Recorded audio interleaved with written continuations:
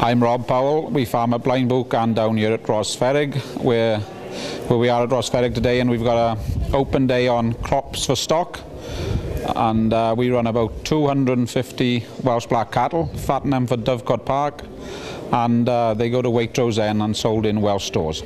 We grow all our own forage for the cattle, and then we try and grow as much grass for the sheep and turnips and sweets, and all the lambs are finished off grass.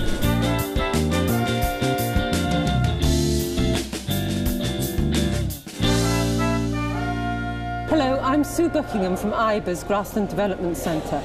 I'm a knowledge transfer officer involved in taking the science out onto farms and working with farmers to help them put science into practice.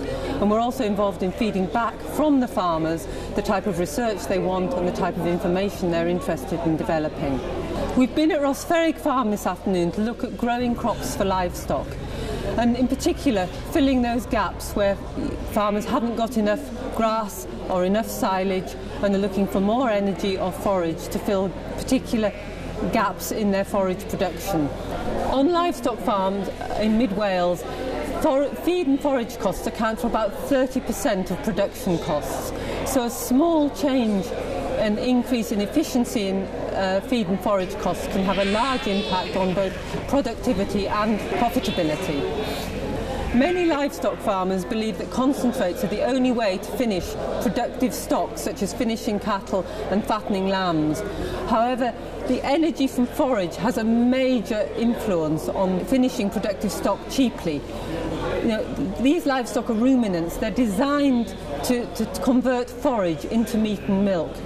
So increasing the energy content of a forage diet will increase the efficiency that these animals produce meat and milk and reduce the cost of production and the amount of concentrates that have to be purchased. It doesn't matter what your system is, whether you're low input, low output, or high input, high output, increasing the efficiency of production of your feed and forage costs will have an impact on the bottom line. We've looked briefly at productive stock, and every farmer will have stock which aren't as productive, the dry cows and the dry ewes. And these stock won't need such high quality forage, but they will need the right quality of forage to be produced for them. And that means producing perhaps a more bulky feed specifically for those crops and targeting the feeding of it. And in that way it improves the efficiency of the feeding system rather than one size fits all. It's absolutely critical that livestock farmers at this point start focusing on efficient feed and forage production.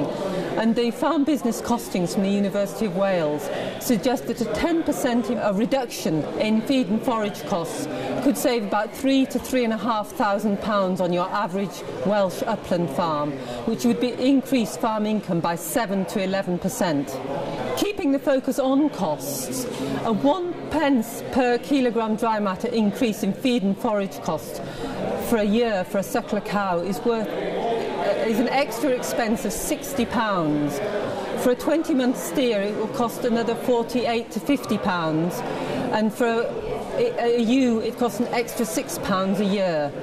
Individually that doesn't sound much, but if you times that up by the number of stock you have, you can see the impact of an increase of a penny per kilo dry matter on your feed costs. Grazed grass can provide 90% of the energy required for sheep enterprises and over 80% of the energy required for beef enterprises. So it's a particularly useful feed when it's used properly. If we think about grass, we also often in combination think about clover, and grass and clover is an even more effective feed. In part it's because when you feed two forages, livestock perform better when they're fed two forages. But also clover has very high quality protein. It remains more digestible through the season, and it improves livestock performance. So when you're looking at improving efficiency of feed and forage costs, it's worth looking at including both white and red clover in your seeds mixes. When we're using forage costs, it's also important to think about how much we are managing to use efficiently. It's very easy for us to say the cost of production of a certain crop, whether it be grazed grass or kale. However, the production cost is only the start. If you're not using that crop efficiently, the cost is going to rocket. So, for example, we often say that grazed grass is the cheapest feed, but actually if you're only using half that grass, it's going to double the price. And that's like buying a ton of cake and throwing half that cake away. So whatever crop you're growing, it's important that you use it efficiently. And there are lots of different ways to measure efficiency of use. And it's worth contacting Farming Connect if you'd like to discuss this further.